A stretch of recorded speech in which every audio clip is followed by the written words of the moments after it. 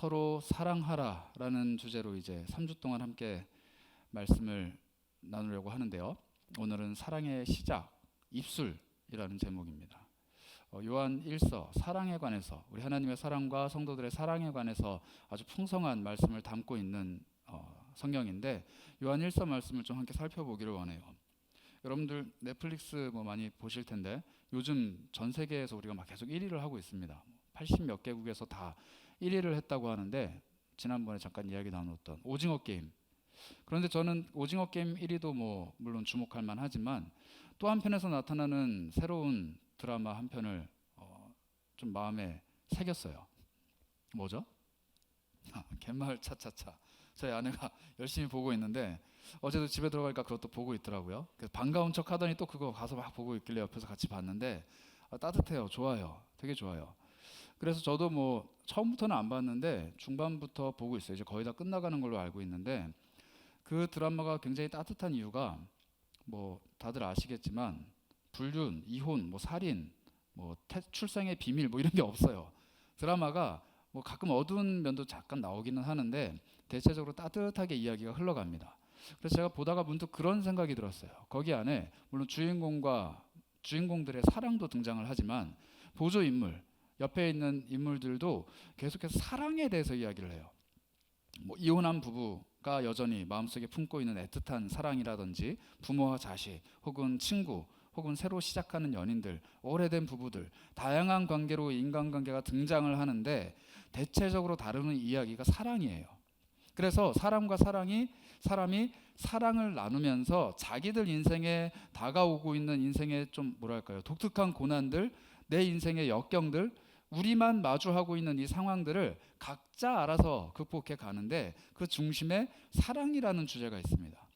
그래서 이 드라마가 우리나라뿐만 아니라 해외에서도 많이 인기를 얻고 있는데, 오징어 게임이 1위가 하지 않은 국가에서 1위를 지금 하고 있대요.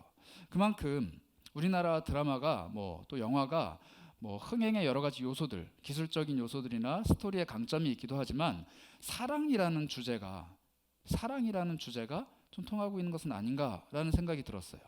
한편으로는 이 세상의 역경을 극복해 가는데 필요한 이 돈을 얻기 위해서 목숨을 걸고 혈투를 벌이는 이 오징어 게임이 사람들의 오감을 만족하고 있는 것과 함께, 또 한편으로는 돈이라는 가치가 아니라 관계, 또 사람, 그 안에서 피어오르는 사랑이라는 가치를 계속 이야기하는 또 드라마가 전 세계인들의 눈과 귀와 또 입맛을 사로잡고 있는 것을 보면은, 아마도 사랑이라는 주제는 우리뿐만 아니라 모든 사람들에게 아주 필요하고 흥미롭고 꼭 갖고 싶은 그런 요소가 아닌가 싶어요.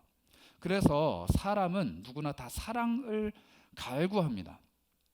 사랑, 이름도 좀 비슷한데, 사람이라는 존재는 이 사랑을 원해요. 간절히 구하죠. 사랑을 구하는데, 성경을 보면은 사랑은 구해서 얻어내는 것, 쟁취하는 것, 어디선가 내가 취하는 것이 아니라 배워가는 것이라고 이야기를 해요. 이 사랑은 하나님께로부터 사람에게로 흘러 들어오고, 그 사랑을 온전하게 온 몸과 마음으로 배워내는 것. 그래서 사랑은 내가 취해야 되는 개념이 아니라 내 삶으로 배워가면서 나 자신으로 되어가는 것. 즉 삶이라는 것이 그냥 사랑 그 자체가 되어가는 것이다 라고 우리에게 설명을 하고 있어요. 그 설명이 요한 1서에 아주 깊이 담겨 있습니다.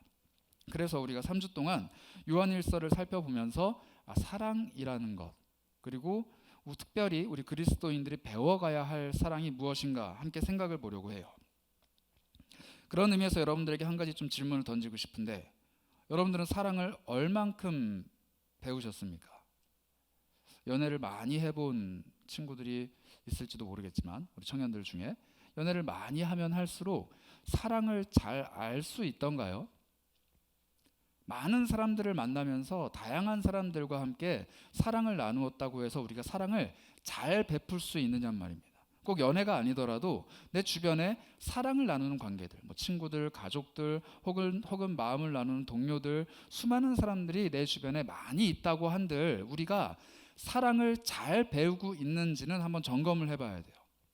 뭐 여러분들 주변에 그런 친구들이 있을지도 모르겠어요. 늘 사랑을 구하기 때문에 늘 주변에 이성 친구가 끊이질 않는데 남들이 봐도 왜 이렇게 어리석은 사랑을 할까? 왜 이렇게 사랑에 못났을까? 왜 이렇게 사랑에 오해가 많을까 하는 친구들이 있을지도 모르겠습니다. 반면에 뭐 연애를 그럴싸하게 하는 것도 아니고 주변에 많은 사람들이 있는 것도 아니지만 그 사람은 사람을 사랑할 줄 알고 영혼을 마주하면서 그 사람을 진심을 다해서 대할 줄 아는 아주 원숙한 사랑을 가진 사람들이 있어요. 그런 의미에서 우리는 사랑을 배워야만 합니다. 이 사랑은 태생적으로 처음부터 자신에게 주어지는 것이 아니에요. 사랑을 처음부터 배우고 태어나는 사람은 많지 않아요. 물론 태어나는 기질이 사랑을 잘하는 사람일 수 있습니다. 그 마음속에 긍휼이 많고 타인에 대한 감정도 많고 뭐 애틋한 마음도 잘 품고 다른 사람에게 관심이 많고 뭐 이런 기질들이 있어서 사랑하는 데 익숙한 사람이 있을지도 몰라요.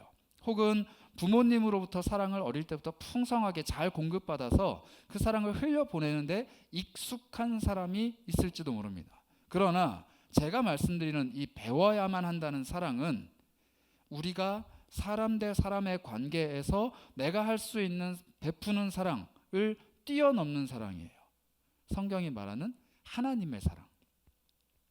사람이 할 수 있는 사랑의 수준 이상으로 훨씬 더 높은 사랑, 훨씬 더 지극한 사랑, 우리가 할 수 없는 그 사랑을 우리가 할 수 있도록 하시는 분이 계십니다. 바로 하나님이시죠. 그래서 성경은 하나님은 사랑이시라 이렇게 표현을 해요. 하나님은 다양한 말들로 표현할 수 있겠지만 하나님은 사랑이시라 이렇게 표현을 합니다. 그리고 그 사랑을 우리가 배워가고 그 사랑 자체가 우리가 되어야 한다라고 끊임없이 이야기를 해요. 그래서 요한은 이 사랑에 대해서 굉장히 오랜 시간 고민을 했던 사람인 것 같습니다. 여러분 요한복음 3장 16절을 함께 보실까요? 우리 요한복음 3장 16절을 제가 한번 읽어보겠습니다. 하나님이 세상을 이처럼 사랑하사 독생자를 주셨으니 이는 그를 믿는 자마다 멸망하지 않고 영생을 얻게 하려 하심이라.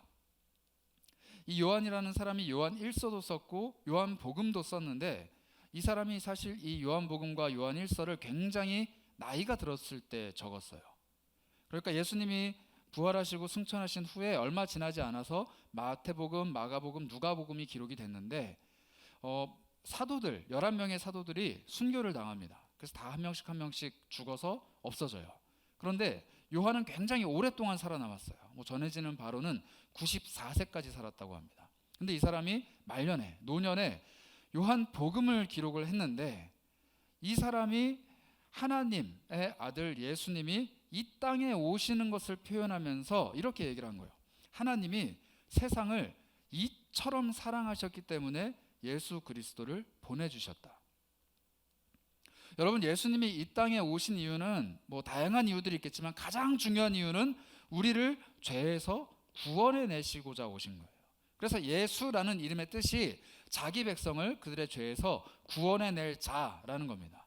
예수님이 이 땅에 오신 것은 우리의 죄로부터 우리를 구원해 내시는 것이 목표였어요. 그런데 이 목표의 동력, 이 목표의 동기를 요한은 사랑이라고 표현합니다. 하나님이 우리를 사랑했기 때문에 우리를 구원하셨다라는 거예요. 우리를 구원하시기 위해서 우리를 사랑하신 게 아니고 우리를 사랑하셨기 때문에 우리를 구원해 내셨다라는 거예요. 그렇기 때문에 하나님이 세상을 이처럼 사랑하셨고 독생자를 주셨고 그를 통해서 우리를 구원하셨다라는 겁니다. 즉 우리에게 구원보다 더 앞서서 주어진 것은 하나님의 사랑이에요. 우리가 하나님 앞에 구원받았기 때문에 우리 영혼이 기뻐하고 우리가 하나님께로부터 생명을 얻었기 때문에 요한복음의 말씀처럼 영생을 얻었기 때문에 우리가 기뻐하지만 그 기쁨보다도 더 앞서서 우리에게 주어진 기쁨은 하나님의 사랑입니다. 그 사랑이 우리를 향해서 흘러 들어오기 때문에 우리가 구원을 받을 수 있는 거고 그 사랑이 우리로부터 쏟아지기 때문에 우리가 기뻐할 수 있는 거예요. 우리가 그리스도인이 된 것, 우리가 하나님의 자녀가 된 것은 전적으로 하나님의 사랑으로부터 시작을 합니다. 그래서 하나님은 사랑이시고 그 사랑이 우리에게 쏟아져 내리면서 우리가 하나님의 자녀가 된 것이죠. 그런데 요한이 이 예수 그리스도의 오심을 표현한 후에 끊임없이 예수님이 사랑으로 이 땅에 오셨고 사랑으로 우리를 가르쳐 주셨고 우리에게 서로 사랑해라 라는 새 계명을 주셨다라는 사실을 깨달은 후부터 요한이 끊임없이 뭐라고 얘기했냐면 서로 사랑해야 됩니다. 서로 사랑해야 됩니다. 이 얘기를 했다고 해요. 그래서 요한이 80이 넘어간 후에 말년에 사람들 앞에서 저처럼 이렇게 설교를 하고 사람들에게 성경을 가르쳐주고 예수님에 대해서 이야기를 하는데 사람들이 궁금하잖아요. 예수님이 돌아가신 지 오래됐고 요한이라는 오래된 나이든 이 늙은 사도가 계시고 여기 있는 사람들은 사실 예수님 본 적이 없는데 물어보는 거예요. 예수님은 어떠셨어요? 예수님 무슨 말씀하셨어요? 이렇게 물어보면은 다른 이야기들은 거의 안 하고 하는 이야기가 예수님은 우리한테 서로 사랑하라고 말씀하셨어. 너네들 서로 사랑해야 돼. 이 얘기만 계속 하는 거예요. 그래서 사람들이 요한한테 불만을 가졌답니다. 아니 요한 사도님 예수님이 말씀하신 다른 것들도 좀 들려주세요 라고 했는데 요한이 이렇게 얘기했대요. 그리스도인의 기본은 서로 사랑하는 것이고 서로 사랑을 해야 하나님을 알 수가 있다. 이 이야기를 남긴 거예요. 그래서일까요? 요한이 정말 마지막으로 남겼던 이 요한 1서, 요한 2서, 요한 3서는 사랑에 관해서 끊임없이 이야기를 합니다. 사랑에 관해서 얘기를 해요. 그런데 여러분 요한이 젊었을 때 어떤 사람인지 혹시 아십니까? 요한 일단 이 사람은 아버지가 세베대라는 사람이었어요. 이 아버지도 어부, 이 요한이라는 사람의 형제 야고보도 어부, 요한도 어부였어요. 그런데 이 사람이 어부로 일을 하다가 예수님이 부르십니다. 그래서 성경이 뭐라고 표현하냐면 아버지 세베대와 자기가 어부 일을 하면서 평생의 자산으로 여겼던 그물을 버려두고 예수님을 쫓아가요. 이 어부였던 사람이 예수님한테 인생을 건 거예요. 이 어부였던 사람이 예수님의 부르심 앞에 모든 삶을 걸었습니다. 그러니 얼마나 절박했겠어요. 이 사람이 예수님한테 삶을 걸었기 때문에 예수라는 존재에 굉장히 절박한 사람이에요. 그래서 이 사람이 무슨 일을 했냐면 예수님과 함께 12제자가 그 중에 2명은 요한과 형제지만 같이 이렇게 생활을 하는데 요한과 그의 형제 야고보가 예수님 앞에 엎드려서 이렇게 얘기를 해요. 예수님 나중에 왕이 되시면은 오른쪽은 누구 왼쪽은 누구 하실 거예요? 저랑 저 형제 야고보가 그거 했으면 좋겠습니다. 저희한테 주세요. 저희만한 사람이 없잖아요. 이렇게 요구를 해요. 그래서 이 나머지 10명의 제자들이 화가 단단히 났습니다. 싸웠어요. 이 정도로 요한이 자기 주변에 있는 사람들보다는 내가 목표로 하는 바 예수 그리스도라는 어떤 한 사람에게 몰입하던 사람이에요. 요한은 서로 사랑하는 것에 대해서는 별로 관심 없었습니다. 너희에게 새 계명을 주노니 너희가 서로 사랑하라 관심 없었어요. 내가 얻을 자리, 내가 예수를 쫓아가면서 얻을 수 있는 복, 내가 취할 수 있는 것에 목숨을 건 사람이기 때문에 이 예수 그리스도만 중요하지 서로 사랑하는 것에 대해서는 별로 관심이 없는 사람이에요. 이 사람이 얼마나 거칠었냐면은 예수님이 마지막에 십자가에 달리시기 위해서 예루살렘으로 갑니다. 그런데 제자들은 오해했어요. 예수님이 돌아가시려고 가는 게 아니라 이제 예루살렘에 가서 로마 정권을 무너뜨리고 예수님이 진정한 왕이 되시려나 보다 해갖고 마음이 흥분했습니다. 그래서 이제 예수님 모시고 우리가 가자, 왕이 되자 이러고 간 거예요. 그런데 사마리아라는 동네를 지나가려고 하셨어요. 근데 사마리아인들이 예수님이 지나가시는 것을 막았습니다. 왜냐하면 상종을 안 하던 민족들이었기 때문에 이렇게 유대인들은 돌아서 갔거든요. 근데 이 사마리아인들이 자기 마을에 출입하시는 것을 막자 요한이 뭐라고 했냐면 예수님, 권능을 가지고 계신 예수님이 말씀만 하시면 하늘에서 불이 떨어져서 저 사마리아 성읍을 다 멸망시킬 수 있지 않습니까? 저 사람들 다 죽일 수 있지 않나요? 그렇게 하시죠. 그리고 저길 짓밟고 우리가 지나갑시다. 이렇게 얘기를 한 거예요. 근데 예수님이 아니다 라고 타이르셨어요. 심지어 예수님이 이 사람들이 너무 혈기가 왕성하고 거치니까 별명을 붙여주셨는데 보아너게, 우리말로 번역을 하면 우레의 아들들, 천둥의 아들들입니다. 그러니까 번개 치면 나는 그 소리 있죠. 와장창 하는 그 소리를 빗대어서 너희들 어디를 가나 분란을 일으키고 큰 소리를 내는, 자부를 내는 사람들이구나 라는 의미로 아마 그것들을 붙여주시지 않았나 싶어요. 이 보아너게였던 요한입니다. 그런데 이 사람이 그렇게 거칠게 또 혹은 아주 맹목적으로 아니면 목표 중심적으로 예수님을 쫓았던 이 사람이 예수님이 돌아가시는 그 순간 십자가를 봐요. 다른 제자들이 다 도망갔을 때 십자가를 봅니다. 그리고 예수님의 음성을 듣죠. 옆에 있는 나의 육신의 어머니 마리아를 네가 대신 아들이 되어서 섬겨줘라. 그렇게 부탁을 하시고 예수님이 돌아가셔요. 요한이 어떤 사람이에요? 아버지를 버리고 나온 사람이에요. 유대인으로 치면은 아버지를 버렸다라는 것은 아버지로부터 오는 모든 유산과 또 상속과 아버지의 자식으로서 얻을 수 있는 나의 모든 기업들을 포기하고 나온 거예요. 아버지를 포기한 사람이 어머니는 중요할까요? 그런데 그 사람에게 어머니를 부탁하는 거예요. 이 성모 마리아를 모시고 돌보는 일이 요한에게 무슨 유익이 있겠어요? 아들이 십자가에 달려서 저주받아 죽은 반역자, 민족의 반역자 예수를 아들로 둔 이 어머니를 모시고 산다는 것은 어쩌면 유대인들로부터 로마인들로부터 생명의 위협을 받을 수 있는 일이기도 하고, 이 여인이 죽을 때까지 돈을 벌지도 못하고 어떤 경제적인 활동을 하기도 어려운 이 여인을 내가 계속 모셔야 되는 이 부양의 책임이 주어진 거예요. 그런데 요한이 그걸 합니다. 평생 해요. 그리고 자신의 곁에서 예수님께서 부탁하신 서로 사랑해라 라는 그 계명을 지키기 위해서 고군분투하다가 한 명씩 순교하는 11명의 동료들을 지켜봐요. 그 11사도들이 다 죽고 없어지는 것 지켜봅니다. 그리고 본인도 귀향을 가요. 유배를 가고 이곳저곳에서 고생하다가 먼 섬으로 또 귀향을 떠나고 계속해서 고난을 받는데 하나님이 그의 생명을 취하시질 않아요. 94세가 될 때까지. 그리고 이 늙은 사도 요한이 드디어 깨닫습니다. 예수 그리스도께서 이 땅에 오신 것은 왕이 되기 위함도 아니고 우리에게 승리를 주시기 위함도 아니고 우리에게 사랑을 가르쳐 주기 위해서 오셨구나라는 걸 깨달은 거예요.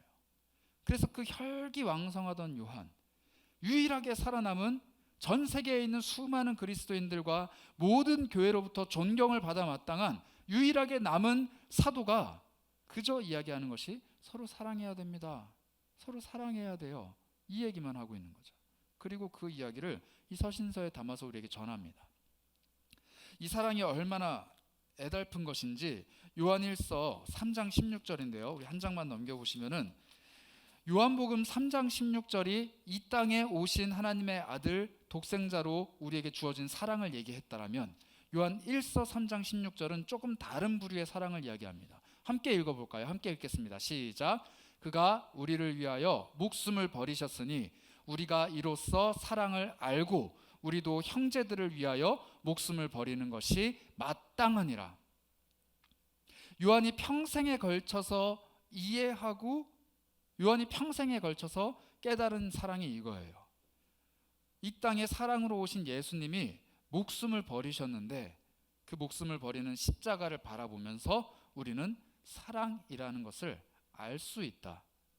그리고 우리는 형제들을 위해서 목숨을 버리는 것이 마땅하다. 이렇게 얘기를 해요. 어쩌면 요한은 이 이야기를 기록하면서 양심의 가책을 느꼈을지도 모릅니다. 왜냐하면 11명의 사도들은 실제로 형제들을 위해서 목숨을 버렸어요. 근데 자기는 끝까지 꾸역꾸역 살아남아서 생명을 지킨 사람이잖아요. 뭐 어떤 사람들은 그렇게 얘기합니다. 성모 마리아가 너무 늙을 때까지 안 돌아가셔서 그를 돌보기 위해서 요한도 어쩔 수 없이 끝까지 살아남았다. 뭐 전설처럼 들리는 이야기지만 몰라요. 우리는 몰라요. 그러나 한 가지 확실한 것, 다른 사도들이 다 순교당할 때 요한은 살아남았어요. 그리고 나서 이야기를 하는 겁니다. 내가 비록 순교하진 않았지만 나의 형제들이 형제를 사랑하는 마음으로 이렇게 순교하는 것, 이게 바로 우리가 보여주어야 할 사랑이다. 이 사랑이 마땅하다.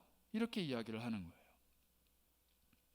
여러분들, 이 요한이 이야기하는 사랑이 하나님의 사랑이라면 여러분과 저는 얼마나 사랑을 배웠을까요? 그리고 그 사랑을 실천하고 있을까요? 나는 누군가에게 내 생명을 조금씩 나누어 주면서까지 사랑을 실천하고 있습니까? 누군가를 위해 내 생명을 버릴 수 있을 정도로 아주 커다란 사랑이 내 안에서 흘러 넘치고 있나요? 십자가를 바라볼 때마다, 예수님을 묵상할 때마다 하나님의 말씀을 가까이 할 때마다 이곳에서 뿜어져 나오는 그 사랑이 내 마음을 가득가득 채우고 그 사랑이 다른 이들에게 흘러가는 것이 나의 기쁨이 되는 것이 내 삶의 기쁨이자 즐거움이자 목표가 되어가고 있습니까? 그런 의미에서 우리는 사랑을 얼마나 많이 실천하고 있을까요? 저는 INTP예요. 여러분 INTP 아시죠? 저는 사실 MBTI 잘 모르는데 제 거는 INTP라는 건 기억을 합니다. 제가 제 INTP가 뭔지 좀 찾아보니까 뭐 표현이 이래요. 논리적인 사색가. 말하면서도 부끄럽네요. 논리적이래요. 그리고 사색을 좋아한대요. 철학가, 사상가, 몽상가 이렇게 표현이 되는데 이거는 좀 공감이 안 되는데 이 INTP를 설명하는 내용이 저는 너무나도 공감이 돼요. 이 사람은 감정이 없습니다. 그래서 다른 사람이 감정을 섞어서 이야기하는 것에 공감을 잘 못해요. 그리고 이해가 안 됩니다. 왜 저렇게 흥분할 일이야? 왜 울어? 라는 게 이 사람들의 특징이래요. 너무 이건 공감이 돼요, 이 이야기는. 그래서 이 사람들에게 정서적인 위로를 받을 기대를 하지 않는 게 좋답니다. 정서 자체가 공감이 안 되기 때문에 정서적으로 누군가에게 위로를 줄 수가 없는 사람이에요. 전 세계에 3%밖에 없는 굉장히 독특한 사람들인데 이 사람들은 자기가 이 3% 안에 들어간 거를 즐거워하는 사람이래요. 맞아요. 제가 그래요. 그런데 저희 아내가 ENFP예요. 제가 잘 모르는데 설명이 한숨을 쉬시네요. ENFP예요. 재기발랄한 활동가. 이 사람들은 분위기 메이커입니다. 스파크예요. 이 사람이 가면은 어디에서나 춤판이 벌어진대요. 이 사람이 가면 어디에서나 즐거운 웃음이 끊이지 않는답니다. 그런데 이 사람들이 다른 사람들에게 어떤 감정적인 흥겨움을 불러일으키기 위해서 끊임없이 자신의 감정들을 분출하기 때문에 오히려 이 사람들은 감정적인 충족이 필요하대요. 그래서 이 사람들은 제가 여기 적어놨는데 다른 사람과의 정서적인 유대 관계를 통하여 행복을 느낀다. 그래서 저희 아내는 다른 사람과 정서적인 유대를 이렇게 가지면서 행복을 느끼는데 정작 저는 거기에 공감을 못하는 정서적인 위로를 줄 수 없는 사람이랍니다.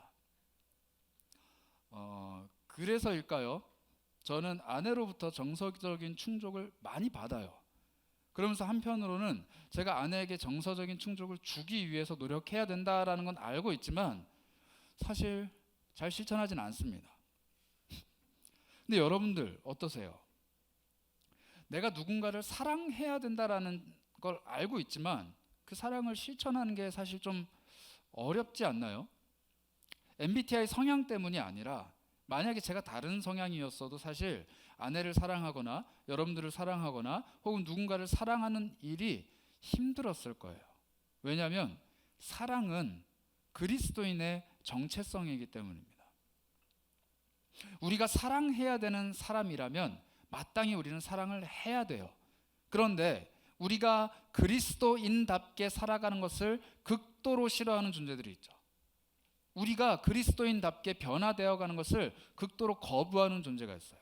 하나는 우리를 미혹하는 사탄일 테고 또 하나는 내 속에 있는 죄성이에요. 굳이 사탄이 나를 유혹하고 내 다리를 걸어서 넘어뜨리지 않더라도 내 속에 있는 나의 죄성은 내 모든 기질과 생각과 내가 지금까지 살아온 삶과 내가 가지고 있는 모든 것들을 동원해서 내가 사랑하지 못하는 사람이 되게끔 나를 만져갈 겁니다. 내가 사랑하는 일에 서툴도록 나를 만들어 갈 거라는 거예요. 나 스스로. 왜냐하면 우리의 기질은 예수 그리스도의 십자가, 예수 그리스도의 사랑보다는 그와 반대되는 길로 걸어가는 것을 즐거워하기 때문이에요.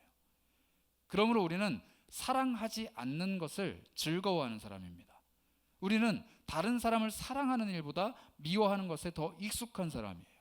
우리는 누군가를 애써서 힘써서 애달프게 사랑하는 것보다 누군가를 아주 오랜 시간 힘을 들어서 미워하는 것을 더 즐거워하는 사람들이에요. 그러나 그리스도의 사랑이 우리에게 다가올 때, 그 십자가가 내 심령 중심에 세워질 때, 그리고 하나님의 사랑이 그 속에서 조금씩 살아나 내 속을 적셔갈 때 나는 비로소 다른 사람을 사랑할 수 있게 된다는 거예요. 저는 처음에 MBTI 때문에 제가 아내를 힘들게 하는 줄 알았어요. 그런데 아니에요. 제가 아내를 사랑하는데 서투른 이유는 제가 그리스도를 사랑하는데 서투르기 때문이에요. 제가 다른 이들로부터 사랑을 받는 것에 익숙한 이유는 제가 사랑하는 법이 서투르기 때문입니다. 그러니 우리는 MBTI 성향을 계속해서 살펴보는 것이 아니라 예수 그리스도께서 나를 어떻게 사랑하셨는지를 살펴봐야 돼요.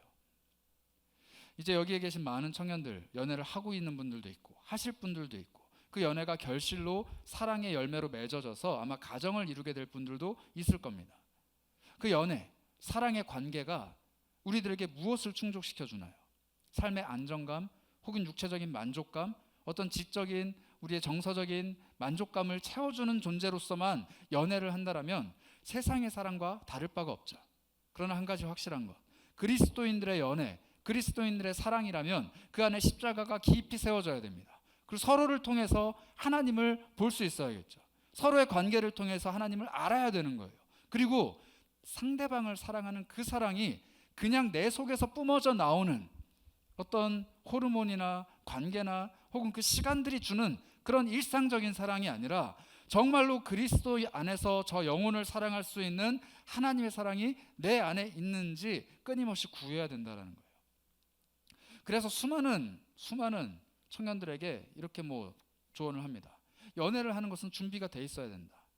연애를 하려면 준비가 돼 있어야 된다. 근데 저는 그 준비에 대해서 한 가지를 덧붙이고 싶어요. 연애를 하려면 하나님의 사랑을 좀 풍성하게 맛본 후에 했으면 좋겠어요. 제가 그러지 못해서 우리 아내를 좀 힘들게 하는데 여러분들만큼은 하나님의 사랑을 풍성하게 맛본 후에 그 사랑의 사람이 되어서 내가 다른 누군가를 사랑할 수 있는 사람이 되었을 때 연애를 시작하시면 참 좋을 것 같아요. 그 전에 시작한 사람들이 있다면 하나님의 사랑을 맛보는 일에 다시 한번 최선을 다하시면 될 것이고, 아직 시작하지 않은 분이 있다면 하나님의 사랑을 먼저 구해보는 것은 어떨까요? 내 안에 정말로 끊임없이 뿜어져 나오는 이 생명수와 같은 사랑이 있을 때 내가 사랑할 수 있게 되는 겁니다. 그런데 그 사랑의 시작, 내 안에 새겨진 이 그리스도의 사랑이 내 속에서 조금씩 뿜어져 나오는 그 시작을 오늘 요한은 아주 독특한 방식으로 우리에게 설명을 해요. 우리 오늘 본문 1장 3절을 함께 볼까요? 우리가 보고 들은 바를 너희에게도 전한다. 우리가 본 것, 예수 그리스도, 그리고 그에게로부터 들은 것, 사랑의 계명, 너희가 서로 사랑해라 라는 계명을 우리가 너희에게 전한다라고 이야기를 합니다. 요한은 입술의 고백이 사랑의 시작임을 이야기합니다. 사랑을 시작하려면 고백을 해야 돼요. 나 너 좋아해, 너 사랑해, 우리 사랑하자. 그런데 이게 이성 간의 관계뿐만 아니라 우리 성도와 성도 사이의 관계, 이 지체와 지체 사이의 관계 안에서 사랑이 시작이 되려면 그냥 인간관계가 아니라 같은 교회 다니는 같은 또래가 아니라 정말로 하나님의 사랑이 끈끈하게 그들을 이어가는 성도와 성도, 그리스도와 그리스도인과 그리스도인, 지체와 지체의 관계로 맺어지려면 우리가 사랑을 고백하고 서로에게 사랑을 전해야 된다는 거예요. 이 이야기를 요한일서 1장 9절에 이렇게도 표현을 합니다. 1장 9절입니다. 만일 우리가 우리 죄를 자백하면 그는 미쁘시고 의로우사 우리 죄를 사하시며 우리를 모든 불의에서 깨끗하게 하실 것이다. 이게 선행돼야 됩니다. 십자가가 사랑이라고 말씀드렸어요. 그런데 그 십자가 앞에 섰을 때 우리는 하나님 나를 사랑해 주세요, 그 사랑을 나에게 깨닫게 해주세요라고 구하기 전에 먼저 해야 되는 일이 있어요. 나의 죄를 자백하는 것. 그 십자가가 나에게 영향력을 끼치는, 나에게 생명이 되는 정말로 진정한 하나님의 사랑이 되어지기 위해서는 죄를 자백하고 하나님 앞에 입을 열어서 나의 것을 고백해야 됩니다. 입술을 열어서 고백을 해야 돼요. 그 첫 번째 열리는 입술을 통해서 하나님의 사랑이 나에게 물밀듯이 들어올 겁니다. 그리고 나서 지체들을 찾아가 두 번째로 입술을 여는 거죠. 나는 당신을 사랑합니다.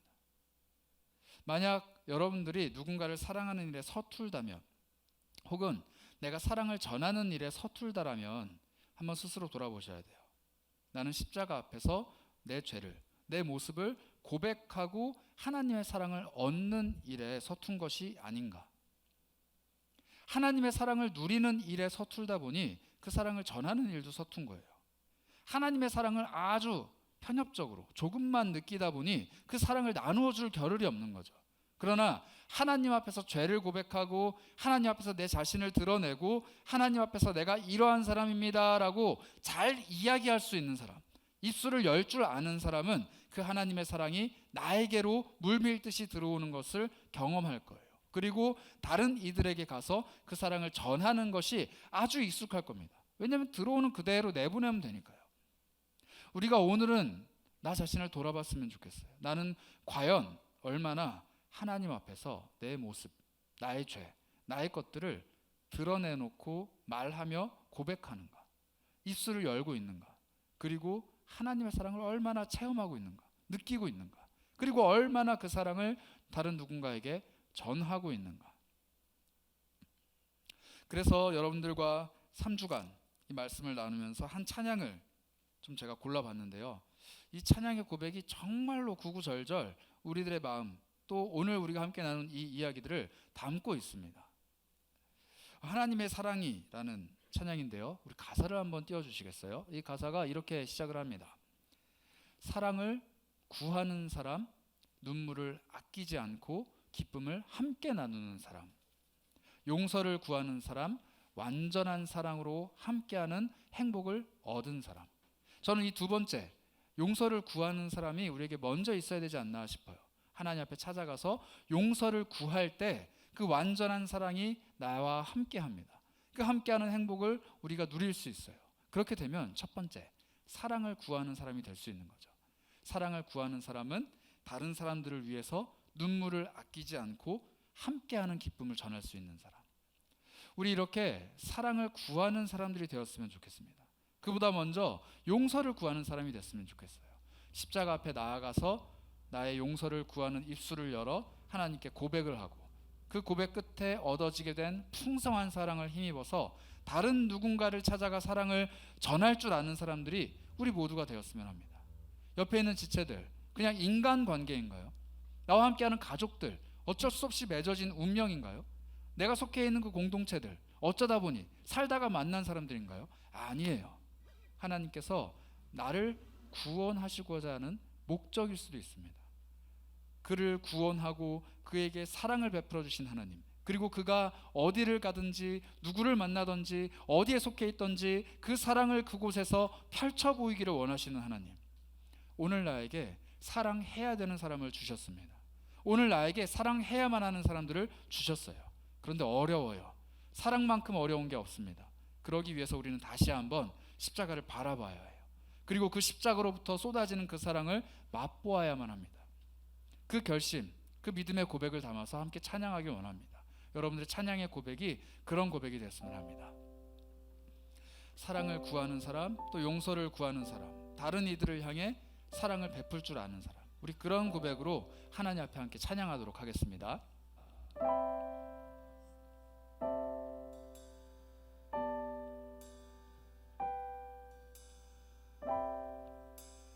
우리 가사를 묵상하며 함께 찬양합니다. 사랑을 구하는 사람, 눈물을 아끼지 않고 기쁨을 함께 나누는 사람, 용서를 구하는 사람, 완전한 사랑으로 함께하는 행복을 얻은 사랑. 같이 한번 고백해볼까요? 사랑을 구하는 사람, 눈물을 아끼지 않고 기쁨을 함께 나누는 사람, 용서를 구하는 사람, 용서를 구하는 사람, 완전한 사랑으로 함께하는 행복을 얻은 사람. 하나님의 사랑을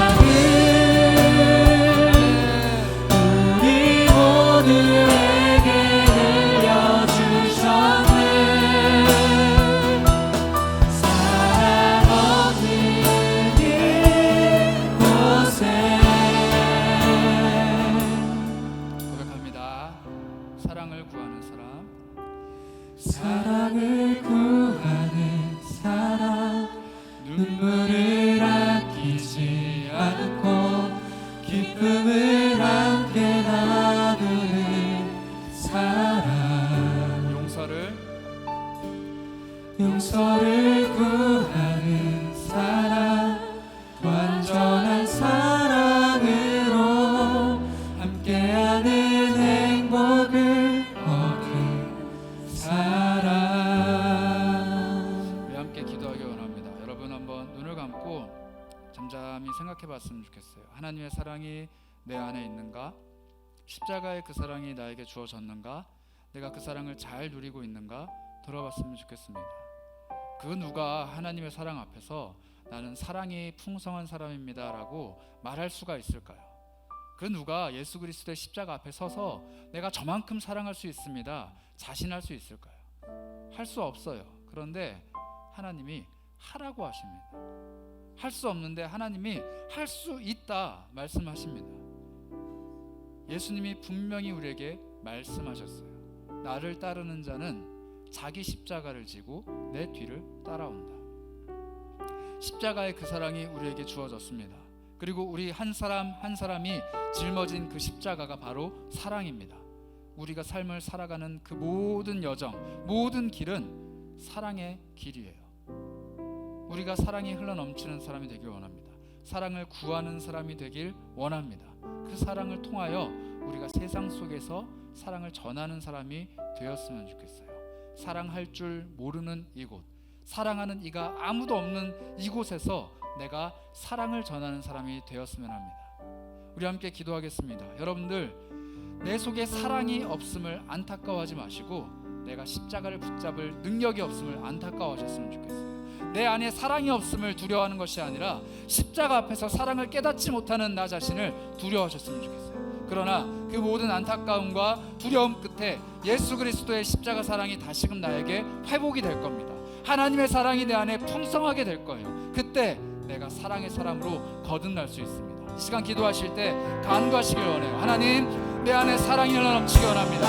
하나님, 내 안에 사랑이 흘러넘치기 원합니다. 내가 십자가를 붙들기 원합니다. 함께 기도하며 나아가도록 하겠습니다. 기도하겠습니다. 하나님, 붙잡아주시기 원합니다. 하나님의 은혜가, 하나님의 사랑이, 하나님의 은혜가 정말 우리에게 흘러넘치는 하나님의 사랑, 우리 안에 흘러넘치는 하나님의 은혜가 바랍니다. 주여, 주여, 간절히 원합니다. 십자가를 나에게 주십시오. 십자가를 나에게 주십시오. 하나님의 사랑이 나를 풀어주시고 내 안에 사랑을 넘치게 하여 주십시오. 내가 살아갈 수 있는 하나님의 풍성한 사랑이 널리 널리 흘러넘치고 내 입술을 열어주시고 내 입술을 열어주시고 내 입술을 열어주시고 내 입술을 열어주시고 내 죄를 고백하며 하나님의 사랑을 전할 수 있는 사람으로 세워주시옵소서. 우리 다시 한번 기도하실 때는 우리가 결단하면서 기도했으면 좋겠어요. 하나님, 내가 입술을 열어 하나님 앞에서 죄를 고백하고 십자가 앞에 내 삶을 내어놓고 그 십자가 그늘 아래 내 삶을 완전히 드릴 수 있는 사람이 되길 원합니다. 나의 입술을 열어주셔서 내 모든 것들 주 앞에 토로하게 해주시옵소서. 내가 가진 부족한 것들 주 앞에 고백하게 해주시옵소서. 그러나 그 죄책감으로 내 삶이 끝나는 것이 아니라 하나님 앞에 모든 것들을 쏟아낸 후에 그 공허함이 나를 지배하는 것이 아니라 풍성하게 채우시는 하나님의 은혜를 맛보기 원합니다. 죄를 비워낸 내 삶에 하나님의 은혜가, 하나님의 사랑이 풍성해지는 그 놀라운 역사를 내가 맛보기 원합니다. 그리고 다른 이들을 향해 그 사랑의 언어로 고백하며 사랑을 전할 수 있는 입술이 되길 원합니다. 더 이상 나는 죄를 고백하며 안타까워하는 입술이 아니라 사랑을 고백하며 행복해하는 입술을 갖기 원합니다. 하나님, 나를 변화시켜 주시옵소서. 시간 다시 한번 기도하도록 하겠습니다. 기도하겠습니다. 주여, 하나님, 우리의 입술들을 변화시켜 주시고 우리 안에 하나님의 사랑을 회복시켜 주시고 하나님의 은혜를 알게 하여 주시고 우리가 고백하는 곳곳마다 하나님 우리의 죄악을 사그라지게 하시고 우리의 죄악을 깨끗하시게 하시고 하나님의 사랑으로 채워지게 하시고 하나님의 은혜를 맛보아 알게 원합니다. 그 사랑을 맛보아 알게 원합니다. 하나님의 사랑이 내 안에 풍성하게 넘치게 사랑 나를 통해 흘러가게 해주시고 그 사랑 나를 통하여서 온 세계 만방으로 흘러가는 사람들에게 인도하여 주시옵소서.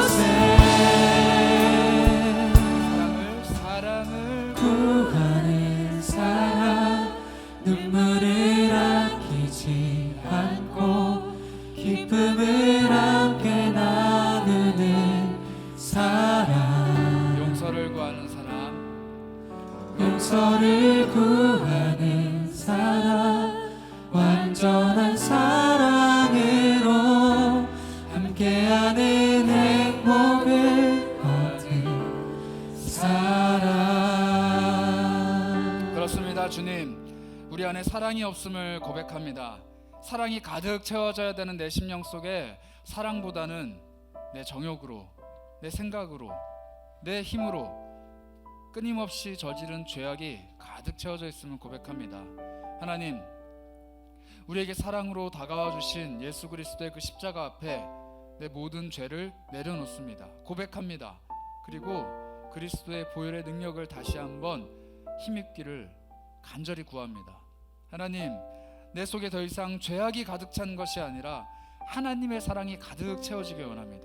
그 사랑이 나를 통하여 곳곳으로 흘러가길 원합니다. 내가 누구를 만나든 어디에 있든 무엇을 하든 하나님의 사랑이 내 안에서 끊임없이 흘러져 나오는 놀라운 하나님의 사람이 되길 원합니다. 세상이 사랑을 간구할 때 나를 통해 하나님의 사랑이 흘러가길 원합니다.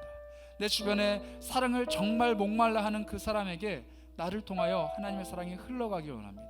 나의 모든 기질을 바꾸어 주시고 나의 모든 생각을 뒤바꿔 주시고 나의 모든 악한 것들을 선한 것으로 뒤바꿔 주실 수 있는 예수 그리스도의 보혈이 사랑이 되어 나를 통해 다른 이들에게 흘러가길 원합니다.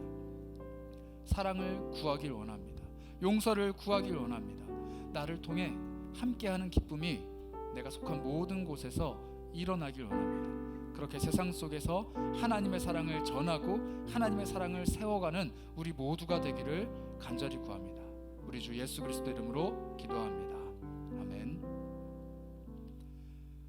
지금은 하나님의 사랑을 우리에게 보여주시고 나누어 주시기 위해 십자가에 달리신 우리 주 예수 그리스도의 크신 은혜와 우리에게 베풀어 주시는 하나님의 무한하신 사랑과 서로 함께하는 기쁨을 누리도록 하시는 성령님의 교통하심이 사랑을 구하고 용서를 구하며 그 사랑을 전하기로 결심하고 돌아가는 사랑하는 고개 숙인 모든 지체들 머리머리 위에 지금부터 영원까지 함께 있을지어다. 아멘.